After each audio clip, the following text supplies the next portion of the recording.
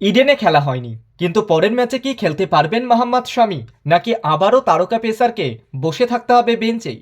ইংল্যান্ডের বিরুদ্ধে ভারতের দ্বিতীয় টি-20-র আগে দেশের ক্রিকেট মহলে ঘোরাফেরা করছে এই প্রশ্নটা।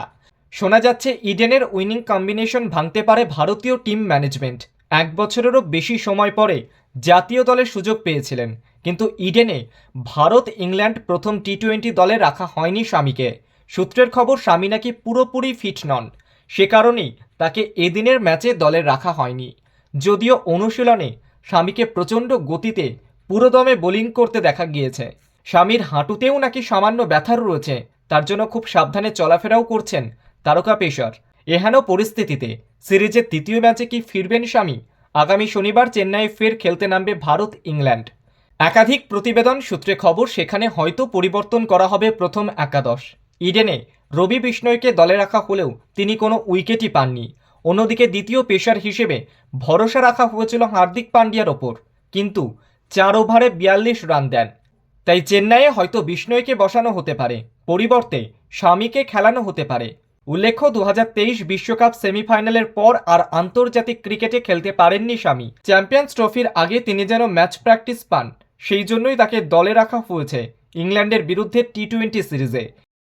শেষ পর্যন্ত শামি কি খেলতে নামবেন ইংল্যান্ডের বিরুদ্ধে? উত্তর দেবে সময়।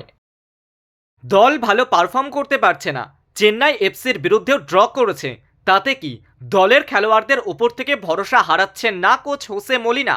গত ম্যাচেও ড্র করেছিল তারা, পরপর 2টি ম্যাচে ড্র করে 4 পয়েন্ট খুইয়েছে মোহনবাগান। চেন্নাইয়ের বিরুদ্ধে সবুজ মেরুন দল সেরা ছন্দে ছিল না, ক্লান্তির ছাপ ছিল তাদের খেলায়। গোটা ম্যাচে মাত্র 8টি গোলের সুযোগ তৈরি করেছিল তারা, তবুও দলের পারফরমেন্সে খুশি স্প্যানিশ কোচ। মলিনা বলছেন, সব ম্যাচেই গোল করতে চাই আমরা, কিন্তু শেষ দুটো ম্যাচে আমরা বেশি গোল করতে পারিনি। তবে দলের পারফরমেন্সে আমি খুশি। চেন্নাইন ভালো ডিফেন্স করেছে, তাও আমরা গোলের সুযোগ পেয়েছি, কিন্তু শেষ মুহূর্তের ভুলে গোল করতে পারিনি। শেষ দুটো ম্যাচ মোটেই সহজ ছিল না, তবে দল ভালো পারফরমেন্স করেছে, আমাদের আরও পরিশ্রম করতে হবে। কোচ মলিনা জানাচ্ছেন তার দলের ফুটবলাররা ক্লান্ত, সে কারণেই প্রথম দল নামাননি। মলিনা বলেছেন, জামশেদপুর ম্যাচের পর খেলোয়াড়রা পুরোপুরি ক্লান্তি কাটানোর সময় পায়নি, সেই কারণেই দলে পরিবর্তন করেছিলাম, যারা পুরো সুস্থ তাদের নামিয়েছিলাম। এটাই আমার ঠিক বলে মনে হয়েছে।